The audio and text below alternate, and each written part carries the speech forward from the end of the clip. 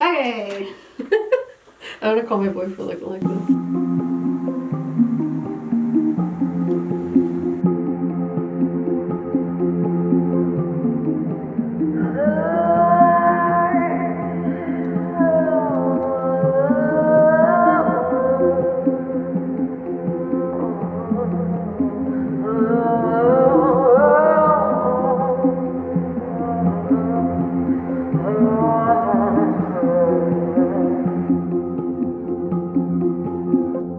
Hi, I'm Alice, or Quinn, or any blonde protagonist in a horror movie.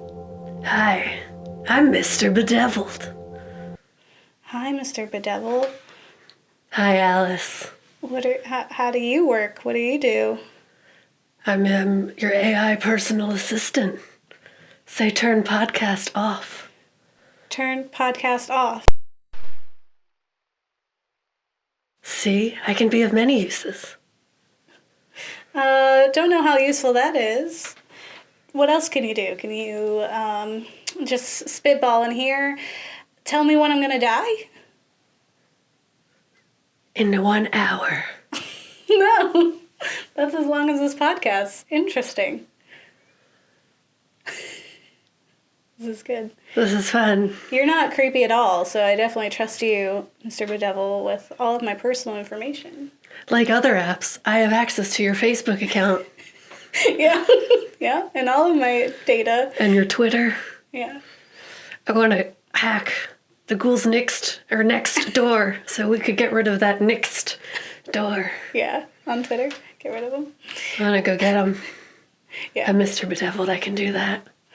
Well, I'm an listener app. and viewer, do you dread not knowing when you're gonna die? Does that really just bug you?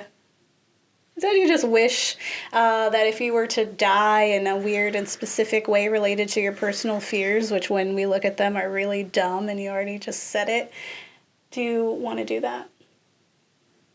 Yes, I think everyone should. Well, Try to delete me, I'll never leave. yeah, you can't delete this app because guess what? There's an app for that, which is the name of this series that we're doing, in which we explore fun movies that talk about apps that do stuff that is kind of scary. And on today's, it's apps that kill. Apps that tell you when you're going to die and then do it in a really specific and terrifying way. I don't know what motivates me, but I'm going to kill you in an hour. Yeah, yeah. Funny thing about that, no one knows what motivates Bedevil. There was really I think no it's plot. demons. It was literally any. Probs demons. Fun, I guess it was for Probs. fun, is what it seemed. Probs demons. Probs. Yeah.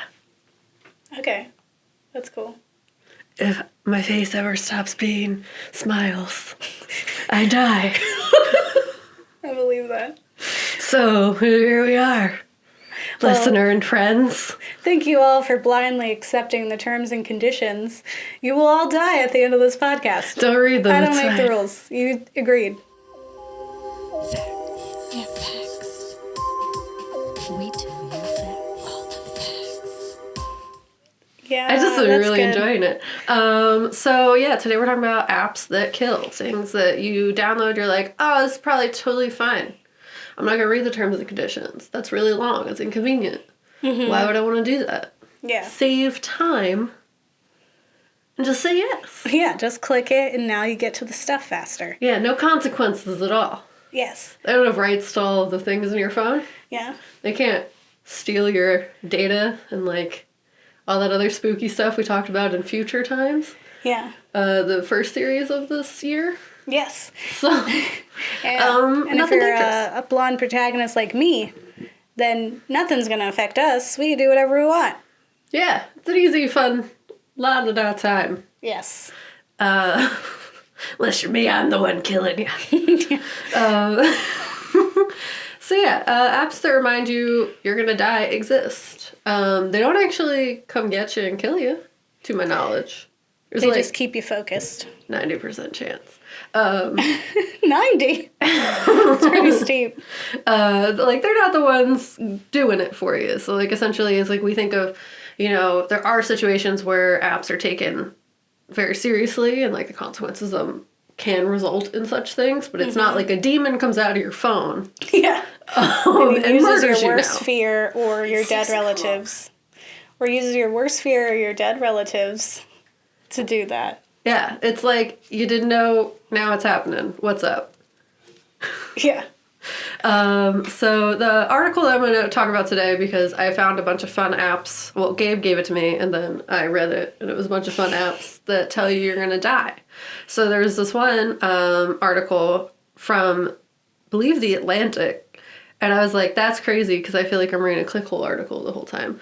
But it's the app that reminds you you're gonna die. It helped me find inner peace, written by Bianca Bosker, and the app is called WeCroak. So We do, yeah. Yeah, it's based on the idea that, you know, if you get reminded at least 5 times a day that you're gonna die, if you're just presented with that reality, that it helps you, like, be more present in the moment. YOLO. Live your best life. Yeah. You only live once, yeah, Drake. Yeah. You know? The website for the WeCroak app says that it's inspired by the Bhutanese folk saying, to be a happy person, one must contemplate death at least 5 times daily. Gee, what? Each day, That's excessive. this app will send you 5 invitations to stop and think about death. And the invitations come at random times, at any moment, just like death. How fun. When they fun. come, you can open the app and reveal, like, a really nice quote about death from a poet, philosopher, or a notable thinker. And they also encourage you, you know, after that moment of realizing death is inevitable, we're all just on the road Yeah. to the inevitable end of ourselves, that they encourage, you know, a moment of contemplation, meditation, breathing, all those things.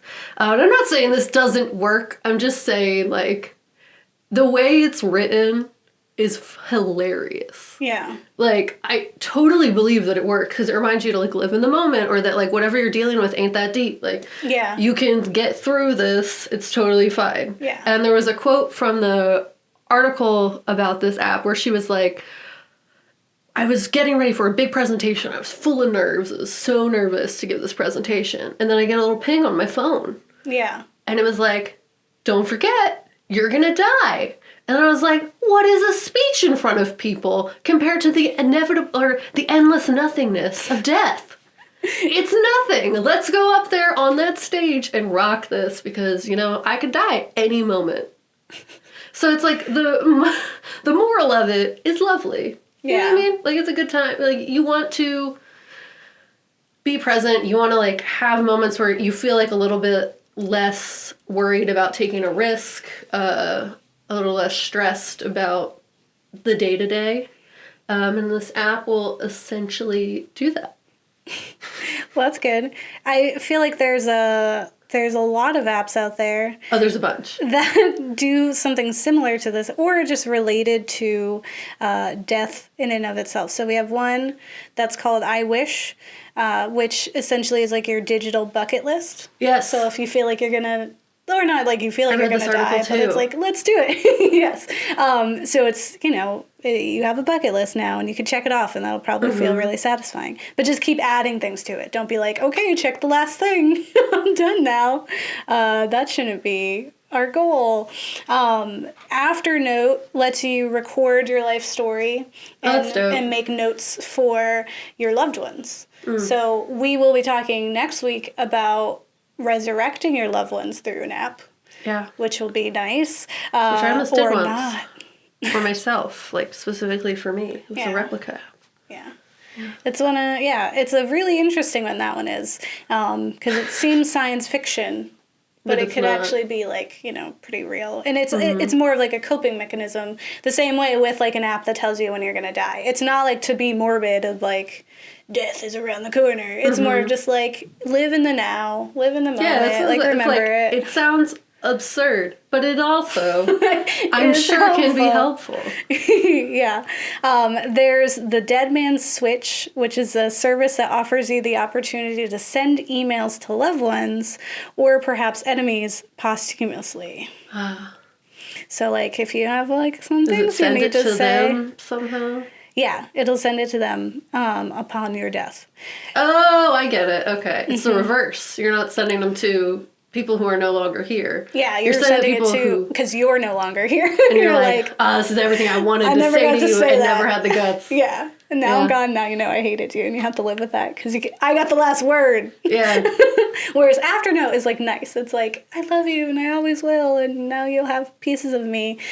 Be remembered, record stories of your life, which like can build up like who you were, what people can use like at your funeral or just to remember you by, which could also be used in next week's episode because you need those things because we put our entire life on the internet. And there's like a bunch that are like that, but then there's also a bunch that are like, remember you're going to die, which is such an interesting, concept. Yeah, it's definitely, I genuinely just felt like I was reading in a really absurd clickhole article because it was just every single sentence was like, and then I was doing this thing and it reminded me I was going to die. And I just felt so much better. And there was like quotes that they give you that was like, a coffin has no light corners or bright corners, like, because they're all darkness. You're just in the dark in the ground. And there was another one about, like, someone about their, like, loved one filled with maggots rotting. And I was like, wow, those quotes are dark, man. But, like, apparently the like, origin of it with make sure I got the right Bhutanese folk sayings. Yeah. They essentially encourage them to like look up decaying bodies. Whatever can get you really in the moment of understanding death is inevitable. Sure. One of the click-holy lines says, when we croak again reminds me, don't forget you're going to die. I loosen up and finish my champagne and opt to enjoy life. Yep. So, if you want to remember that, you can download that. Do not download the apps related to the films that we're going to talk about, because they're bad. They're very bad. Also, I just don't want to know. I don't want to. I did do one on the internet that was, you put your, like, do you smoke? Do you drink? What's your BMI? Like, what's your lifestyle? That's a little too real. It said, like, a real respectable age of death for me. It was, like, 73, and it was on my grandpa's, like, birth or death day. Like, the same day he died, I would have died, but in, like, a bunch of years from now. And I was like, I accept that. If this is the time, that's perfect. That one's just a little too real for me. I'd rather have it be, like, the mindless, like, one that just gives me some random time period, and then I'm like, yeah, okay. Sure. And then I can just pretend like it's not real. But if you put in my real life health issues, like, we're not doing that. I was fine with it. That's too real. I was like, cool. Yeah, 70-something. That sounds right. That works for me. I don't want to be old. That sounds good. Yeah. There's stuff wrong with me now. By the time it's up there, I'm sure I won't even be able to do anything. So it's, like, totally cool. Just take me at 70-something. That's when my grandpa died. That's when I'll go. It'll be fine. Yeah, I think, what I think is funny is the approach that we took to this episode, because there's a lot of themes in the films that we're going to talk about, and a lot of them are like, technology is evil. And it's like, we've already kind of done that. Yeah. So I was like, we already know that technology is evil, but it's also, like, good because it's helpful for a lot of things. Yeah. So I was like, no.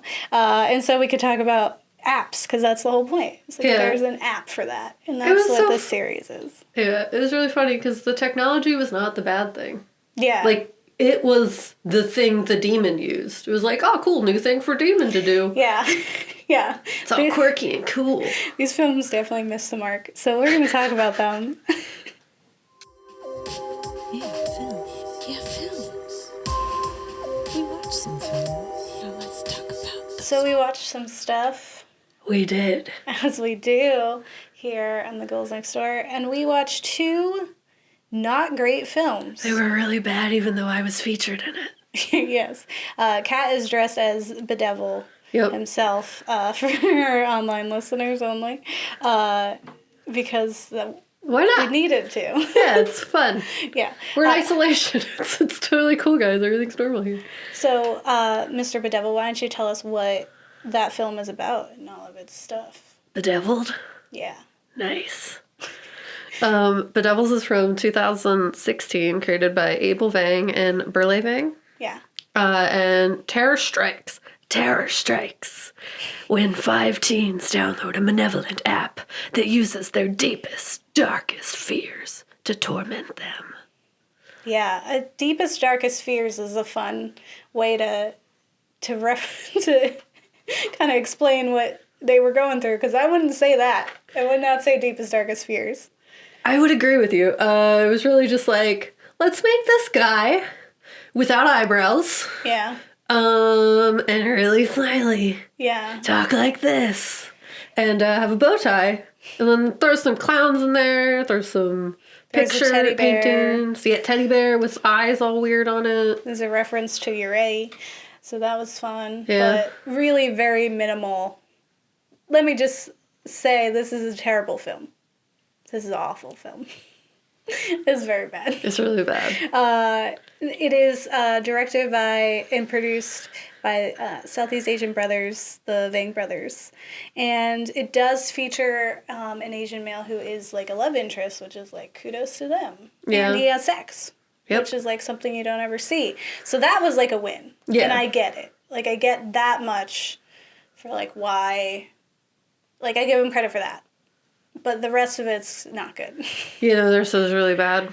Yeah, this film is not a fun film.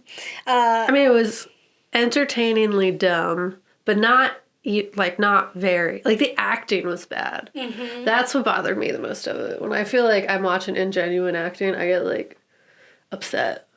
Like, Yeah. uncomfortable. I'm just like, why? I don't believe you. This isn't scary because it isn't real. But it's also like the what they were given Yeah, that's wasn't true. super helpful either. Like, when you think about it, like, they were not really given a lot of help with that script. Like, they tried, but it's like, how much emotion can you put into such a short film that's trying to shove so many things into it? Yeah. And like still be a horror movie and be really bad at it. Yeah. It was rough. So what you have is like these kids, a teen dies.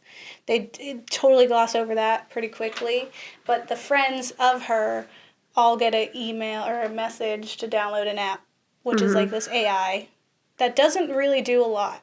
It turns lights on and off. It can listen. It can play a song you like. And it can upload things to your Instagram, which no app should be able to do without your permission. So it does that. Good permission, terms and conditions. Yes. They say yes. You don't read the terms and conditions. So, just like in Countdown, it features a blonde lead who looks a lot like Lindsay Lohan, actually. Mm-hmm. It's interesting. But it's a bunch of kids, and they're all pretty bad at acting. But it's all like a really hokey, like silly premise anyway. Yeah. That was like doing the same tropes that you see in horror, but not very well. And so it was like kind of rough. So I wanted to go through some of the attempted themes of this film. Let's talk about it. And this is by no means a good film, and none of these themes were thoroughly thought out or expounded upon or used in the proper way. And they could have if they stuck to one or two, but there's like 5. Yeah, and so it's like, if you picked one and you really made it like, this is what this film is about, we would have had a really good film. Yeah. But we didn't have that. So, the big one, obviously, is like people's obsessions with technology and their phone. Like being glued to their phone. And teens being glued to their phone, which is like, duh. But it's essentially like... the plot is essentially like, okay, boomer. Yep. Like, it's just that. So it's just pretty much like, these darn kids, so obsessed and reliant on their technology. Back in my day, we would just sit in a corner and look at a wall and be entertained. And now you guys are out there. Every older person had like a rant that they would go into. Yeah. And then they would like slowly be transformed into the bedeviled guy. Yeah. And it was... So it was like, weird. is Mr. Bedeviled just a boomer that's just like mad at children? I don't know. And then, so we have this AI who has like the creepiest voice ever. And it's like, I wonder why he didn't get the job being Siri. Or Echo. Like, why would anyone want this guy? I didn't want him. Yeah. I don't know why. Turn left here. Like, everyone's like, sure. This guy sounds fun. And the whole idea of, like, the AI thing totally misses it. And we've seen a film in which, like, AI consumes your whole life and is now a horror film done really well with the remake of Child's Play. Yep. Like, that was done actually pretty well. Like, for a silly film, you really felt things and you understood how much control technology has. Yeah. With this, it was so much, like, peripheral, like, of, like, they're posting things to the internet, or, like, it always just seemed like there would be murder and, like, scaring happening, and then he would do something tech-wise, and he'd be like, oh, right, yeah, because he's an AI thing on the phone. Like, He's you would not forget. just a regular demon. Yeah, you would just forget. He's And a then- fancy tech demon. And there is, like, so there's this The big Danny rant. Phantom. There's this big rant with one of the cops who goes on this whole thing about, like, how kids and technology and how they're all getting in trouble and all this stuff. And it was like, he did turn into, like, Mr. Bedeviled, or, like, a version. So to me, I was like, is that what the whole point is then? Is that what Mr. Bedeviled thinks and is doing? Like, is that why he's targeting these kids? Yeah. Because of that. But there's, like, all this other stuff in that. So, like, when the kids go to this police officer, they're like, an app killed my friend. Which I understand when you hear, like, just app, whatever. If you were to take it in the serious way of, like, a literal app killed my friend kind of thing, then it's easy to throw it off. But if you think about it more of, like, all of those, like, challenges or the weird, like,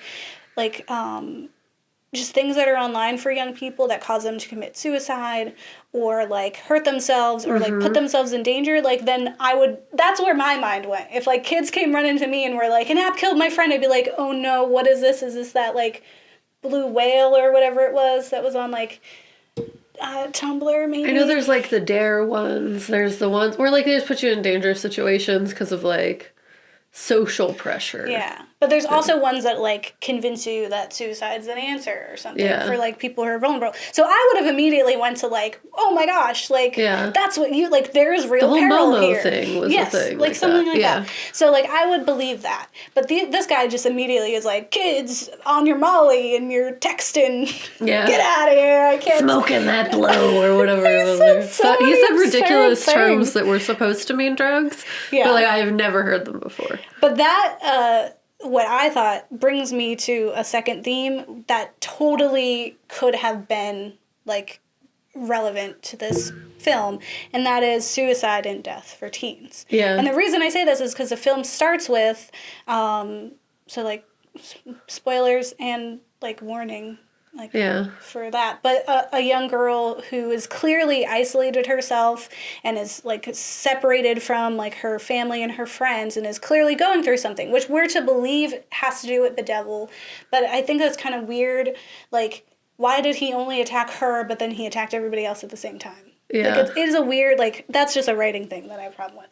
But, like, from the outside, if you're looking at it, it's not a devil in a phone. There's a kid who's, like, clearly hurting, and, like, the mom comes in and is like, do you need anything? We have to leave. And then she ended up dead. And I said to you when we were watching this, I was like, oh my gosh, this mom's gonna come home, her kid is dead, and she's gonna feel like it's her fault because she left when her kid was clearly not okay. Yeah. And so she's gonna think it's her fault, which is, like, how people feel when suicide happens. Yeah. So it's like, you know, you have that, and then you have her friends who have this prime moment where they could talk about it during the funeral. And they have little parts where they kind of say, like, I never saw this coming, or, like, she would never do that. But it's too, like, aggressive and, like they immediately jump to paranormal and something's weird. Yeah. Than it being, like, it does happen to be, like, people that you think are okay. Yeah. Or, like, sometimes it affects people. Like, no one was like, well, you know, sometimes people do that and we don't know why. Like, no one was like, no one came in there. There was no adults in this film that helped in any way. All the parents were gone. And so there's no adult that could be like, like, that would have been a great moment between, like, this girl who just lost her best friend, who, like, did not cry ever, and, like, have her mom, who's, like, supposed to be comforting her, and instead tells her this really scary story from her grandmother in this awful song. Instead, she could have took that moment to be like, we don't always know. And then she could have, like, you know, been angry about it and, like, not her, she wouldn't, and then she could investigate. But that never happens. It's like, we forget that this girl died. I mean, everyone grieves different, but, like, they did not seem in any way emotional about it at all. Like, not a single character. Like, she was kind of upset. She was just kind of like, "Rah." And then the boyfriend even, he was like... He was like, she would never do that, and then he was over it. And then as soon as her boyfriend died, those two were like, well, hey, and I get it. 'Cause, Both like, our boyfriends and girlfriends died. Yeah, people. Let's are going. go. And I guess like teenagers, whatever. But yeah. I mean, that is unfortunately a thing, though, if, like, people who, like it's like, you know my pain, like, you know the person. But they didn't have that. Yeah. Neither one were grieving at all. They were just, like, doing whatever.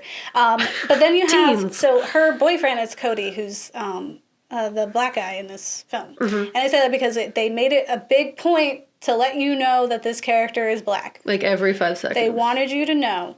And he is great. He was, like, the best part of the film, to be depth, to be short. But, like, and it does, like, here's the theme. So the theme I have here is racism.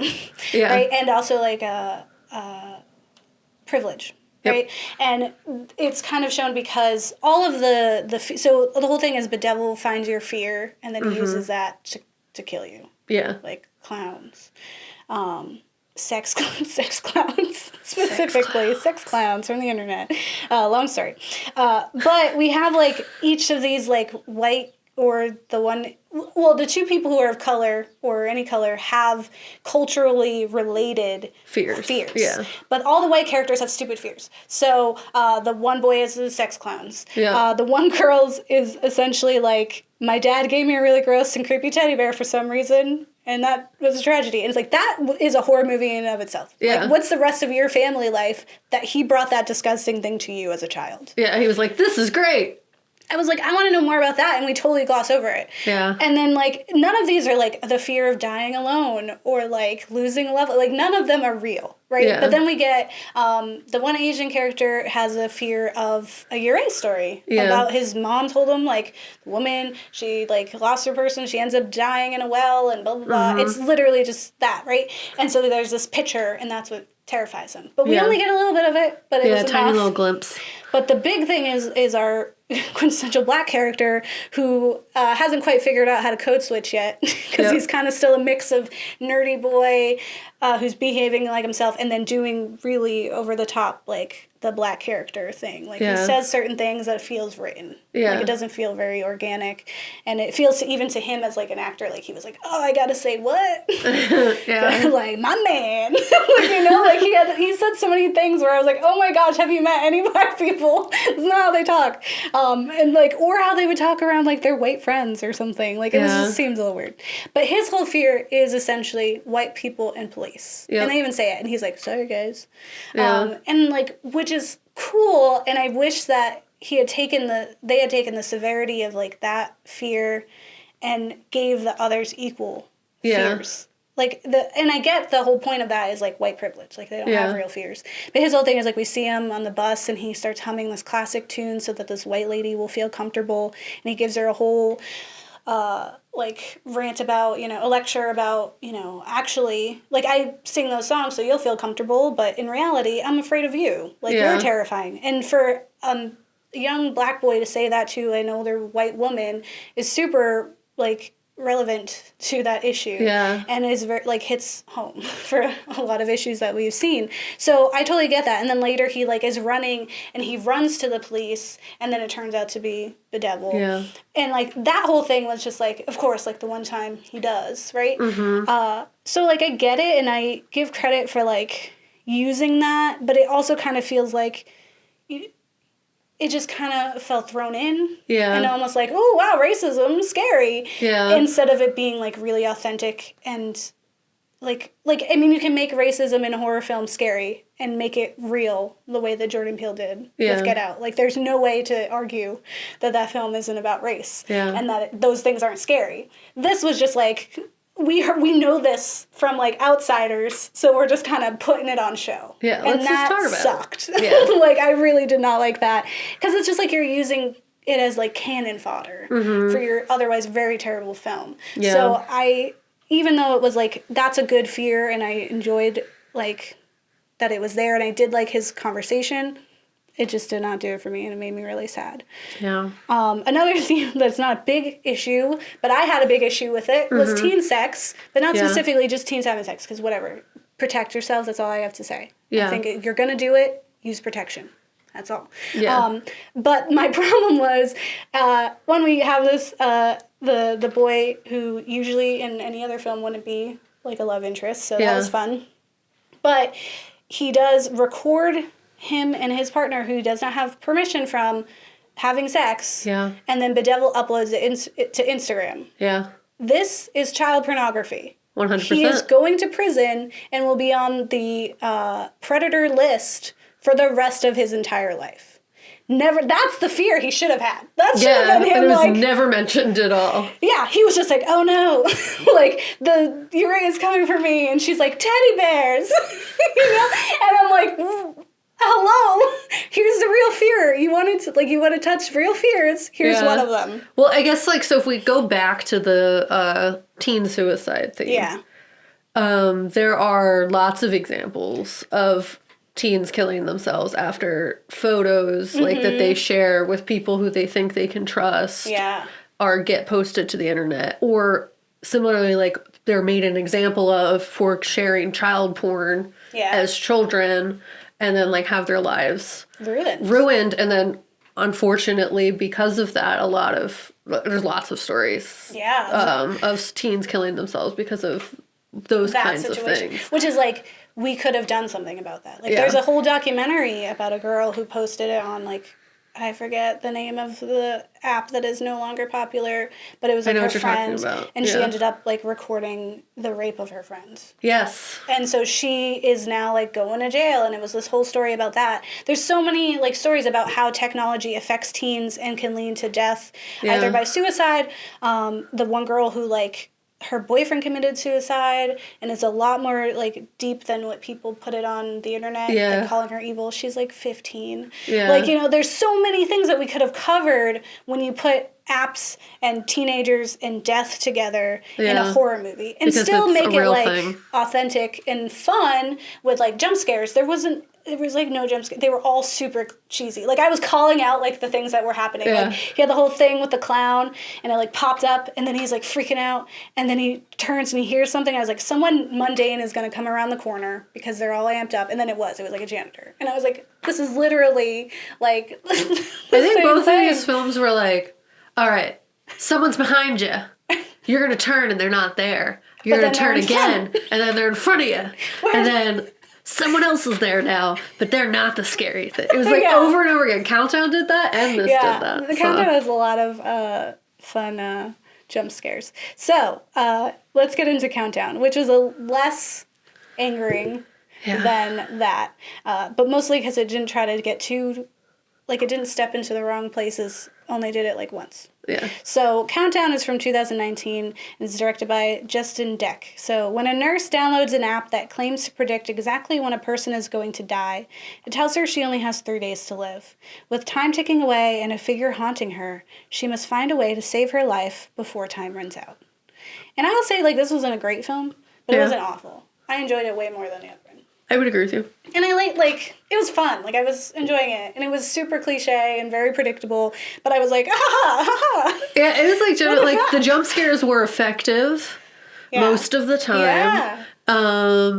Some of the characters, like, you could tell they're a little hokey, but, like, the teens in the beginning, a little goofy and, like, teen-like, like teen film. But they weren't film. Important. Yeah, they were the lead-in. But, it was a fun time. Yeah, I think, like, a difference between these two films is that it does take it a little more seriously, and it did have a theme. Yeah. And it had a theme it wanted to hold on to, and it did well with that. And it's hard with, like, a horror film when you have just a short amount of time and you have to fill it with these jump scares to really bring out some really well-rounded characters. Yeah. And so that's hard to do anyway, which is why, like, something like Bedeviled, which has so many characters, it's really, like, you're losing time. Yeah. Because you have to fill all of them out. Like, there's no way.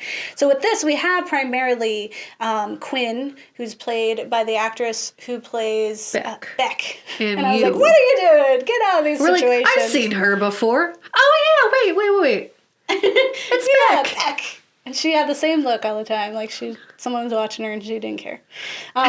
So this is a situation when an app tells you when you're going to die and then kills you. But it only kills you if you didn't read the terms and conditions, which the terms and conditions stated that, like, it would tell you when you were going to die. But it was, like, roped into this, like, folklore that you're not supposed to use that knowledge to then change your fate. Yeah. Because then it would kill you. Yeah, because if you're supposed to die, you're just supposed to die. Yeah. Like, you're not supposed to avoid that other one. Yeah. Yeah, it's supposed to be like still gonna kill you at the same recroak, time. essentially. Like, it wants you to, you have this much time, so now use that to the best of your ability. Yeah. Don't try to change it and then, like, do it, right? Instead, it's like, now you have time to, like, get your will in order, or, like, talk to the people you didn't get to talk to, make those cool app things, right? Instead, people would try to, like, they change their flight, or they change, like, when they were gonna leave. Yeah, or do they didn't go on something. that trip with their dad and their sister. Yeah, so it was, like, they were changing fate, so then it would, like, come and get them. It's like Final Destination, right? Like, you thought you were Which is gonna so leave. fun. Final Destination is great. We will do a whole episode of Final Destination series, I'm sure. But I just wanted to say, I was looking up, like, reviews and stuff for this film, which are all, like, 1.5 stars. Yeah. But Roger Ebert, renowned critic, said this about the film. When he went to go see the film in theaters, the person who was, like, putting it together encouraged audience members to download the app that exists for themselves just before the movie started. And he says, needless to say, I did not bother. But if anyone in the crowd did and found themselves with less than 90 minutes to live, it might have been the one time when they might have been considered to be among the lucky ones. After all, it would have meant that they would not have had to actually sit through this idiocy in full. Yeah. Which really kind of sums it up. It's really dumb.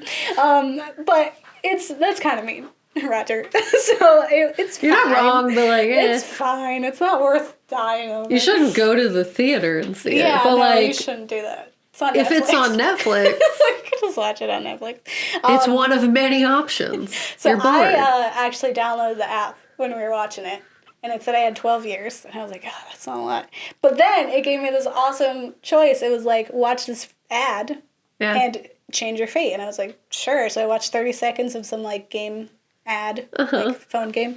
And then it went up to, like, 40 years or something. And I was like, that seems, Whereas our roommate Travis he did the same thing, and it took years away. But he had 40 to begin with. He had 40 something to begin with. So he was already off. And it only took, like, 3 or something. But that felt, like, pretty real to me. Because I was just like, if there was going to be an app that would, like, tell you when you're going to die, 100% it would be like, why don't you just take a few seconds to watch this ad and your life will change?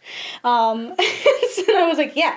And then the app actually resulted in many pop-ups, and it was terrifying, and that it was essentially a virus on my phone, and it was trying to, like, send me all these, like, really awful pop-ups. I was like, I was like, that's scary. Kind of like in the film where every 5 minutes was like, bah, bah, bah, bah, bah. Like, it was like an alarm. It was an alarm.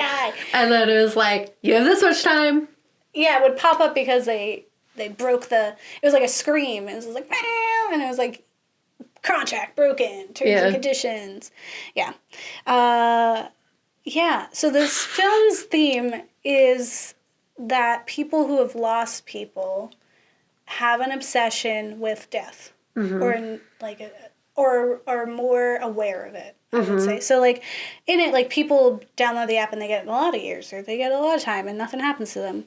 But it's specifically, like, what we follow is people who have lost someone, and this is now the residue from that loss. Yeah. Right? So, for normal people or people who haven't lost anyone, it's, like, just fun and games, whatever. But there's, like, this dark desire to know if you've kind of experienced it before, because death to those of us who've lost is very real, and it's always around the corner. Yeah. Like, it's so, like, imminent. Like, we've seen that before. So for people who haven't, it's, like, it's kind of like this intangible, distant, not real thing that, like, you couldn't be bothered with. So for people who've lost, it's like, you kind of want to know. Yeah. Because then it's like you can get stuff in order, right? Especially if you lost someone and probably not planned in any way. Yeah. And then you knew what went into that, right? And so that was, like, I enjoyed that. As far as, like, a theme in it. No, it's really real. I mean, it's just, you're just, as you said, just so much more aware of it. You're very much like, when I was younger, I used to be, like, actively terrified that people I cared about, if they left me in any situation, like, I would get so anxious that I would, like, cry as they were leaving, because I was like, I don't know if I'll ever see you again. Like, that was a real thing that I, through, like, self-therapy overcame, but, like, is definitely very real when you experience loss. Yeah, and it's like, because that's what they're like always struggling to find out in the film. They're just like, why us? Like, why are we the ones who are doing it? And it's like, clearly that is what came of it. And I really enjoyed that part of the film. And I also enjoyed, unlike Bedeviled, they had like they made folklore. And I love when films do. I love the investigation part when they're like, time to go to the library or looking up on the internet. I love the churches that they chose to go to. One was like in the hospital church. Yeah. And the other one was this high guy. Yeah. Who was also like a priest of some rest. The hospital church guy was like, oh no. He was like, I don't believe in demons. Those aren't real. But I know a guy. And then that guy was like crazy. And he was just like, he was in it because of demons. Like he wanted to be a demonologist and like real demonologist. Not like. He was so hype about it. And he was like really wacky. All the characters were really absurd. Yeah. Every single character was out of pocket. Like there was a guy at the app store. Totally out of pocket. So like unlike very well-rounded characters. Yeah, so, even all the side characters were like a whole person. Yeah, even with being like these weird stereotypes that they invented, they were full those stereotypes, and it was very robust. And you can tell like they felt real. Every person felt real, and you knew their past and future in life, and you were like, as opposed to like random teens who have no motives for what they do. Which I mean, teens don't, but these ones really didn't. But it was like. Yeah, for that, I liked it, because it was like, and I love the investigation time. And I was waiting for that in Bedeviled, and they kind of had it, because they had an app that led them to a physical house, and then that was a person who was investigating the app. I don't know how those things are actually related. It was real weird. They didn't know what technology was. And the guy was like, the demon got in the app. And now he's messing with us for kicks. Whereas this one was like, learn from your mistake and don't like, use this as, a way to better yourself instead of, because it was tied to like a prince who was going to fight in a war and he wanted to know if he was going to die, and then he sent his sister or something. Yeah. Essentially it was just trying to like change your fate when your fate is, if you had the power, how do you say it? If you had the power to change your fate, would you? Yeah, that. You shouldn't. Yeah, you shouldn't. Essentially, you should accept whatever you gotta do and just like live the life that you can.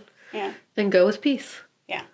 I will say one because it's all thumbs up for that, but then we got a thumbs down for in this film. There is a situation that's just totally thrown in there unnecessarily.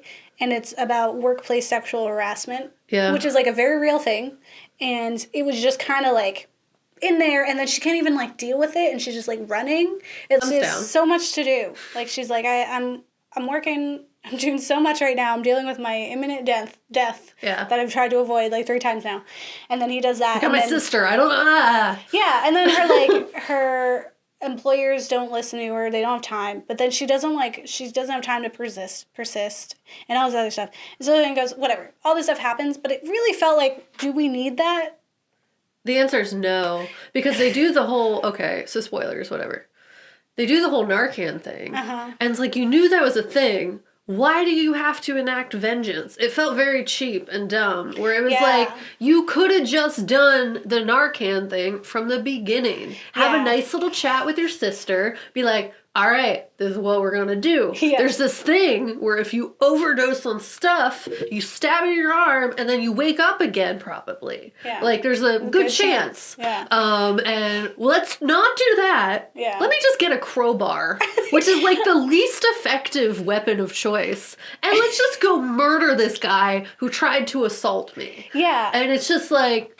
That's not going to help anybody. You're not going to get away with that. Then you're going to you maybe survive this situation, sure. Yeah. But then you go to jail for murdering this guy. It's not self-defense. You asked him down there in the basement. Yeah. You grabbed his penis and said, meet me down in the basement, and then tried to murder him. So it's like, even if you get through this, just do the Narcan plan. Yeah. You didn't need the other plan. It was so many extra steps in there. It was no reason. I was so mad the whole time. Well, especially because, like, before that happened, a girl, like, stopped her and was like, listen, I know what you're going through, and we all have your back. Which meant, Yeah, like, we've once also experienced you've this. conquered this situation, you can now go and there's other ladies who will back you up. And we are living in a time where, we have the Me Too movement and we have Weinstein who's got the sentence that he deserves. And then coronavirus. Yeah, and then he got coronavirus. But, we have this, existence now where you can do that and you can get help. And instead, we totally jumped off the boat. They and just went did somewhere the else. murder film, whereas you get for no the reason. revenge tale and then they didn't finish the revenge tale, and it was just and really. he went to jail, and they said he did it the whole time. It was he went bizarre. to jail anyway, but it was you just do the original plan and then go to the police and explain the situation. Yeah. What I really, really wanted was just that cliche, because there's a lot of cliches in here, but I really wanted that whole cliche horror movie scene where there's the characters have made a plan, but they make it off screen. They're going to make a plan, but then we cut to the plan being acted upon. Yeah. And so it seems like the plan has gone wrong. Everything's fallen apart. Nothing's where everyone's going to die. And then it's actually, and then it was their plan the whole time was That for it would've to been go cool. bad, right? That's what I wanted. I wanted it to be she died, but she didn't die, and all this other stuff. And then it would be surprise, that would have been cool. But instead we, and that's what I was expecting. I was as soon as they were you have to trick it to think that you died, or someone needs to die before they were going to die. They set up the whole or Narcan you stay thing alive. early. Yeah, and they had the whole Narcan thing at the beginning, which, if you don't know, Narcan, if you have an opioid overdose and they get to you quickly enough, they can use they can use Narcan, which will cut off the opioids from your brain. It just cuts them off from getting in there, and then you wake up, you're immediately super hungover and feeling awful, but you're alive. Yeah. So it's super awesome, helpful thing that I took training in. So I was as soon as I saw it, I was let's get this people to know. And so they had this whole scene that was otherwise would have been unnecessary, where they're get the Narcan, and it's it's going to save their life. Yeah. And I was okay, Your second cool. chance. Yeah, and I was I'm going to take this, I'm going to put it in my pocket because I know it's going to come out later. Yeah. And then when they were you just need a trick death, I was Narcan! It wasn't. At first, it was murder attempt. Kill this guy because he has forever to She live. had a crowbar and morphine. I don't think she had a solid plan. I think she was gonna murder him, which would have not helped any of the victims I think she was gonna, in this scenario. She was going to murder him with the morphine, but then bring him back. No, but she was trying to murder him with a crowbar. And her original idea was because he had the app, and the app said he wouldn't die for another so she had to kill him. a million years or whatever. Dumb. So he would die early. Whatever. Just leave him out of it. I was very mad. As it was happening, I was why are we doing this? This is so many extra steps that we didn't need. You just gotta pull sister aside and be like, listen, kid. Yeah. I'm gonna die. But just for a minute. Then you're gonna bring me back. And that still happens. But let's make a good show of it. What if she didn't roll you over? You would have just been dead. And saw the Narcan. If she didn't happen to move you. If she was oh no, this is a crime movie, scene. so she had to have. No, it would have been 100%. It would have been. They should have just had a whole thing where it's the plan that's not said. Yeah. And then they do it. Yeah, I would have loved. Maybe the sister has the Narcan the whole time. Love them. I love those things when it's you think it's going bad, and then it's surprise, we knew that this whole time, and then they win. And then my last thought on these films is why the blondes? Both of them have blonde protagonists, which is interesting. So fun fact. I guess because they don't want to do the blonde always dies thing. Yeah, but what is funny about this entire series is every single protagonist, almost. Oh yeah, is blonde. There's an app for that. So you're gonna see Gabe being blonde a lot, maybe me being blonde. Who knows? Yeah, I mean there's lots of blonde options. Yeah. Feelings. Yeah, feelings. Yeah, I said feelings. If you like it, it's Narcan plan. Because that makes sense. Yep, that was the plan that made sense. It was given to us in the beginning. I don't know. I guess they were trying to fake us out. Yeah. But they didn't. But they weren't faking us out. They faked out the protagonist. Anyway. Yeah. And if you don't like it, it's crowbar murder, which doesn't make any sense. I was just it's the worst why? kind of murder. It's not very helpful. Okay, I get having the morphine, But why you need the crowbar? It's like walking up. It's like, okay, Animal Crossing, let's talk about it. It's like walking up to the bug, running with the net. Yeah. You're running full force with the thing. Like, you don't want to go in and scare it. Yeah. You gotta sneak. You gotta sneak with the morphine. Murder instead of just... You don't pull out. That's not how you get justice. Object. That's not how justice happens. And run at this man when sneak murder would have done just like fine. Adults, okay? We could do that, I promise. Me? No, I mean, in the movie, they can just talk. Like, we can also, but they can as well. Hey, I'm mad at you, but like, let's have a minute. We're talking the basement. Listen, that's dark bring for the some law reason. into it. Like, what am I doing right now? Okay. Yeah. Bad, like, role model for my child sister. So, for the theme of There's an App for Death. Okay, that's cool. Shrugs. It's alright. Yeah. I don't love it or hate it. It's kind of like just there. So I guess don't download the app. Don't download the app. Don't do it. It's a middle step between Crowbar Murder and Narcan Plan. You didn't do it at all. Let's just don't download it. Yeah, I agree. I think it's like the idea of those apps that can be used to help you remember that your death is imminent. Like, I get the concept behind it. I don't feel like I really need that. Because I think people in Countdown wouldn't need WeCroak. Because they're the people who already know that death is real. Yeah. So I think with that, and the same thing with, like, Cody in Bedeviled, like, he knows that death is real. He's had to have those talks, right? Yeah. And that is very real. But everyone else needs that WeCroak app and needs to be reminded that death is around the corner. Yeah. And for that, I think it's cool. And all those other ways that apps can help you. And we'll be discussing that a lot for this series. Yeah. Help.